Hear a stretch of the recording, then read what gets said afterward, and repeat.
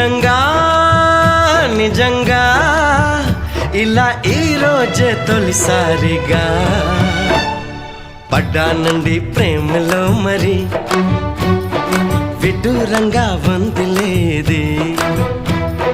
పడ్డానండి ప్రేమలో మరి విడ్డూరంగా ఉంది లేది